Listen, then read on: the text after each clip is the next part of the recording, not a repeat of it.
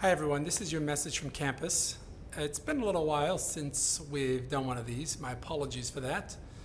But here we go. So I'm at the reg, and it's kind of quiet in here. So I thought this would be a nice, cool space to share with you a little thought about this weekend. So this Shabbat is called Shabbos Chazon. Chazon means vision. And the reason it's called this is because we read from the book of Isaiah tomorrow after the Torah service. For the Haftorah, it begins Chazon Yeshayahu, the vision of Isaiah. See, Isaiah was a prophet who reprimanded the Jewish people and warned them that there could be an impending destruction by the northern kingdom of Babylonia.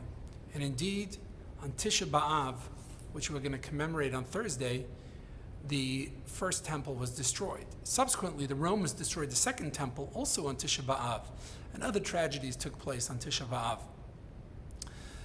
But this vision of Isaiah, what is a vision? A vision simply means a prophecy. He saw something, perceived God's word, God's message, and then conveyed it to the people. But a vision, when someone talks about a vision, they mean a vision of the future.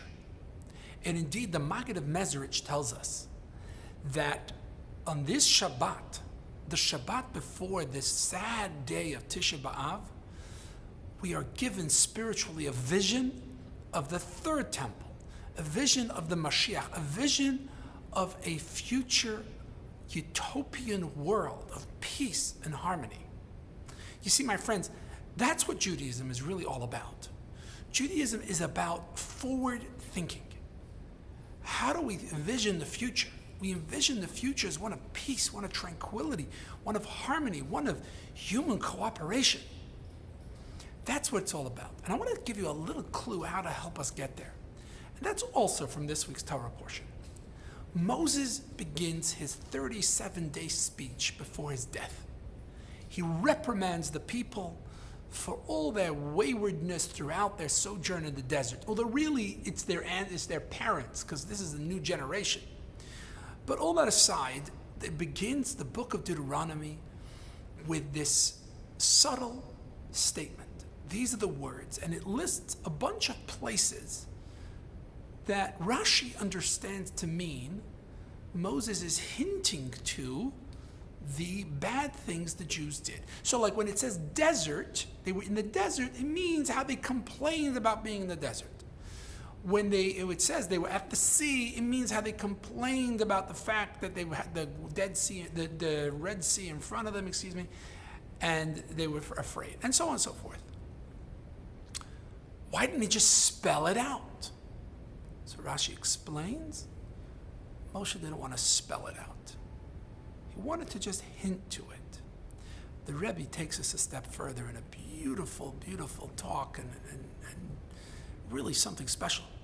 And he tells us that if you look deeply into the words of Rashi, Rashi understands that Moshe didn't just want to be subtle. He wanted to give them an excuse as to why they may have done what they did. He said, I want to give them the benefit of the doubt. Yes, what they did was wrong, but it wasn't so wrong. This is an important idea. So many times we take issue with other people. How do we take issue? Can we be sensitive and say, well, they were wrong, but how wrong? Could there be an alibi, an excuse? Can I find it in myself, the ability to find goodness and honor despite the fact that what they did may not have been right?